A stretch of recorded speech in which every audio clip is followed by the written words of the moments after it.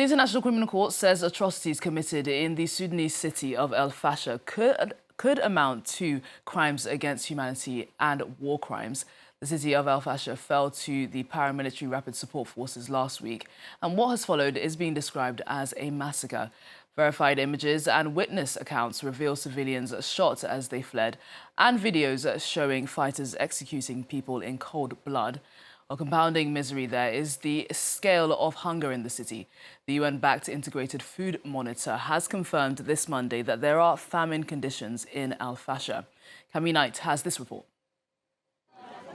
Just over a week after Al-Fasher was captured by paramilitary rapid support forces, thousands of refugees who managed to flee the besieged city have set up camp about 80 kilometers to the west. I've never heard gunfire as heavy as that before.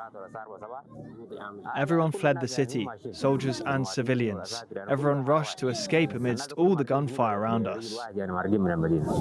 Survivors have told horrifying stories of what happened when the rapid support forces seized control of El-Fasher on the 26th of October, which include accounts of mass executions and rape. The prosecutor's office at the International Criminal Court now warns those atrocities could constitute war crimes and crimes against humanity.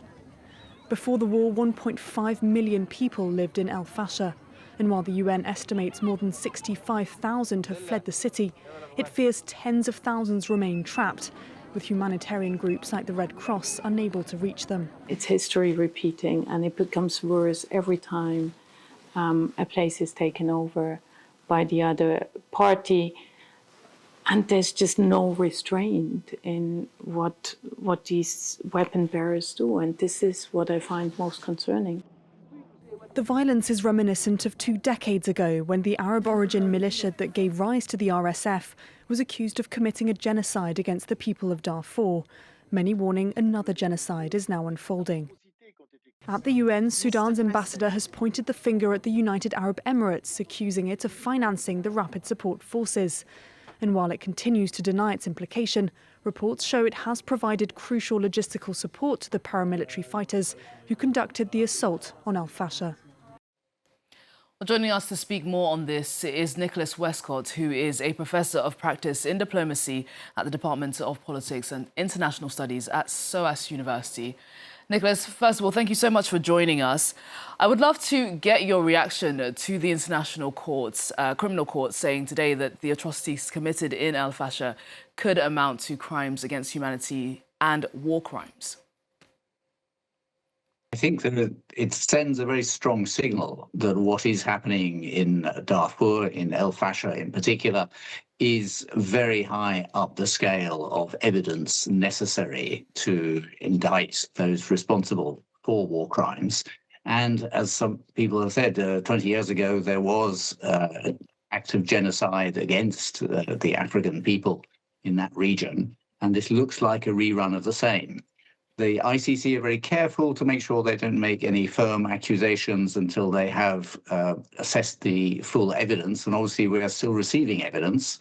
But the best that we have received, both from personal testimony, from satellite imagery, from reports and social media reports that are coming out when verified, is that what is happening there is extremely severe in terms of reaching the threshold for being a war crime. It's what the ICC exists for, really, where there is no law system that can bring people to account, to call these people out and say this is a war crime, and it should be tackled legally, juridically. The people should not be allowed to do that with impunity. But at the moment, it's quite clear from these images you're showing that impunity effectively exists for the RSF in El-Fasher itself. I think it's hard to exaggerate the severity of what appears to be happening there. Well, the latest evidence of just the deepening tragedy there is the UN-backed monitor confirming today that there are famine-like conditions in El-Fasher. I mean, how far is the scale of the humanitarian crisis there now at this point? It's been accumulating over the last 2 years since the effectively civil war broke out between the Sudan armed forces on one side under General Burhan and the rapid support forces under General Hemeti. And these two rivals have been fighting more or less across the country. The RSF were driven out of Khartoum earlier this year, but they have therefore redoubled their efforts to try and seize firm control over Western Sudan. In the process of that, all humanitarian action, as well as the normal actions of the market to supply food, have been disrupted. And both sides have been remarkably ruthless in trying to cut off support to the other side, to the civilian population who, sandwiched between the two armies, are just suffering. As many as can flee to places where they can get access to food, south into Uganda, we've seen it, west into Chad, north into Egypt. But many simply can't physically make it that far.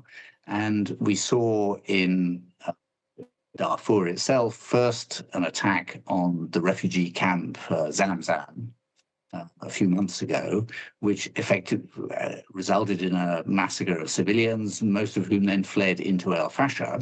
But once there, they were surrounded by the RSF, who effectively cut off all supplies of food and fuel into the city, resulting in effectively a famine, though because no independent journalists or UN officials could get access to it, it was hard to accumulate the evidence, but it's quite clear that before El-Fasher fell, the people in there were suffering severe food deprivation. But it's not just there, it's across the whole country.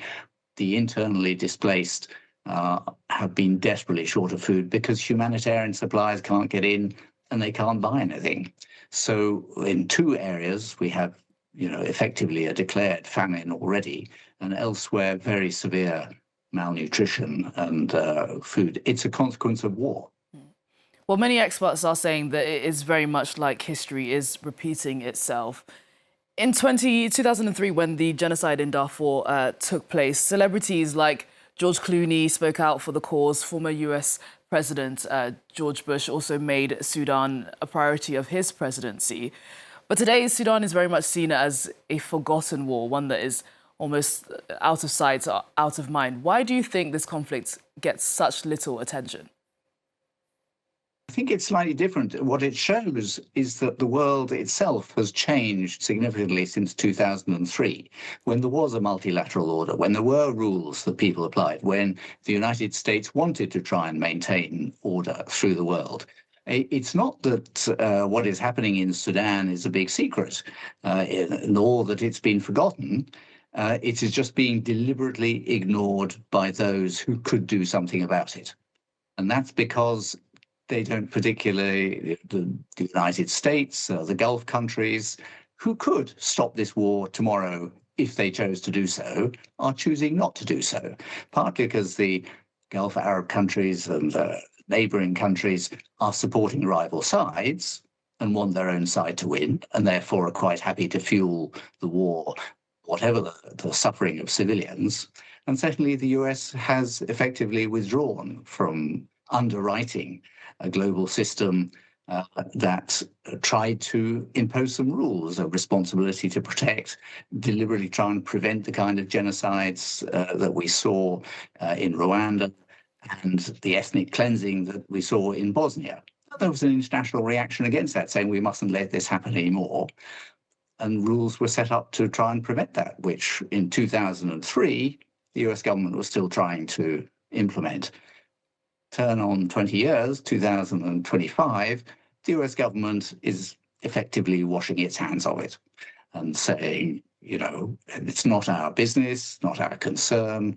The Gulf countries are neither being pressured nor choosing to try and stop this war. So what we're seeing, this is a product of the world that is being created by those who think power should predominate rather than rules. And local actors are taking advantage of that to try and secure some advantage for themselves. It's fairly well documented that the UAE supports the RSF, Egypt and Saudi Arabia support the Burhan government, and it's a kind of proxy war it's become almost between these. The result is that Sudanese civilians are suffering. So it's not, it's neglect rather than forgetfulness. Well, the UAE, as you mentioned, has been accused of backing the RSF. Can you just lay out for us the evidence of that? I mean, it denies supporting the Rapid Support Forces. Tell us how it has been supporting them. Yes, there's been a fair amount now put in the public domain, which I agree with you. The UAE government say they're giving no support, but and verified shows that flights are regularly going in from the UAE to Chad, to an airport quite near the border, from which it is seen that convoys are crossing into Sudan, going to places where the RSF are based, who then happen to have drones and improved weapons supplies. You can join up the dots. You haven't got the invoices. Nobody will admit that it's happening, but it's fairly visible. And in return, a lot of the gold that is mined in areas under RSF control seems to find its way to Dubai, where there are records of gold imported from different sources. And sometimes, it is coming through Chad, it comes through middlemen. But again, if you join up the dots, the evidence is fairly strong. Well, the UAE is a close ally of the US and the UK. And just from what you said, Nicholas, could very much gather that perhaps they are not doing enough. We'll continue to watch the situation, though. Thank you so much for joining us on the programme. Really great to get your analysis on what is a very important issue. Thank you for joining us.